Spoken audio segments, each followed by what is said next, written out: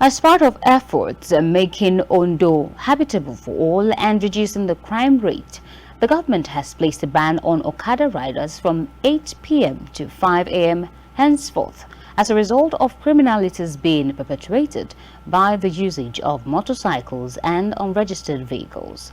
The order was made by the commander of the state security network code-named Amotekun, Chief Adetunji Adeleye, while parading 61 suspected criminals who were nabbed in Akure, the state capital, for kidnapping and other various offences. Our staff reporter, Temitope Adedeji, who was at the headquarters of the corps, reports. 61 suspected criminals have been apprehended by operatives of the Ondo State Security Network codenamed Amotekun in connection with alleged kidnapping, attempted murder, armed robbery, and abroad traveling fraud in 2 weeks. The state commander of the Amotekun Chief Adetunji Adeleye, announced this in Akure while parading the suspects who were nabbed across the state in the last 2 weeks. Chief Adeleye told newsmen that 28 syndicates out of the suspects were arrested for allegedly kidnapping and duping 72 Ghanaians and Nigerians who were planning to travel to foreign countries like Australia, Canada, and United States of America. The Amotekun commander disclosed that the victims, who were held hostage at a camp in Oda town near Akure, the Ondo state capital, were cajoled by the traveling agent syndicate that they will be helped to travel abroad, but on getting to Akure for documentation, they were taken hostage. Today, we are parading 61 suspects. These suspects were arrested for various crimes across the state. And that is why on kidnapping issue, we brought both the victims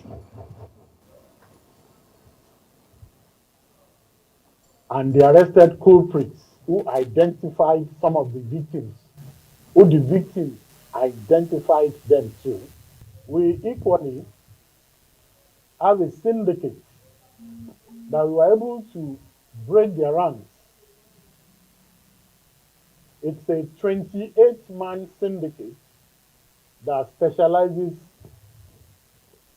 in kidnapping, human trafficking, and rustling.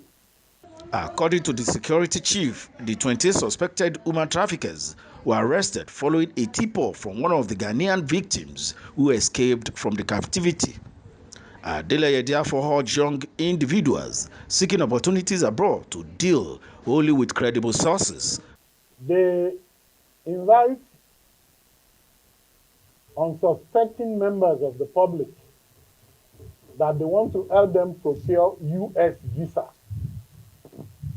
We have 28 Ghanaians that were invited to Akure, and once they come in, they collect money from them. Some of them $2,000, some of them $1,500, and kidnap them and house them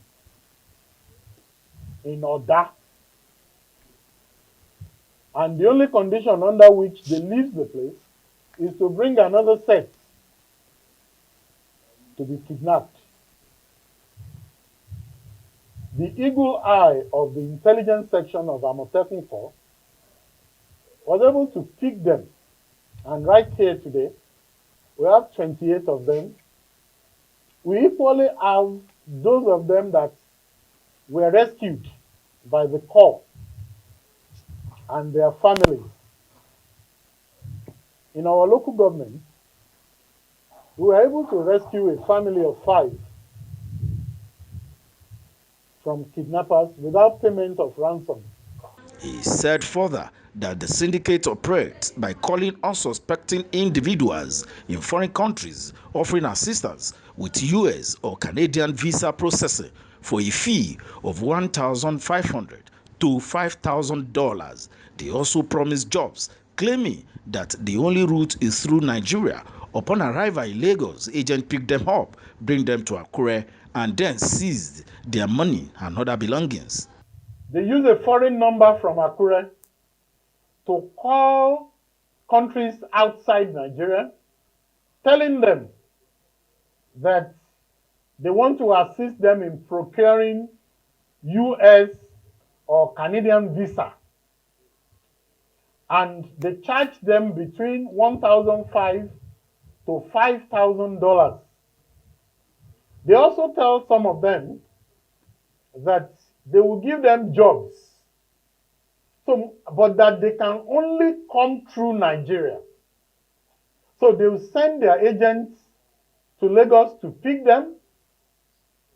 The majority of these 28 people were dropped at the Cathedral Park in Akure.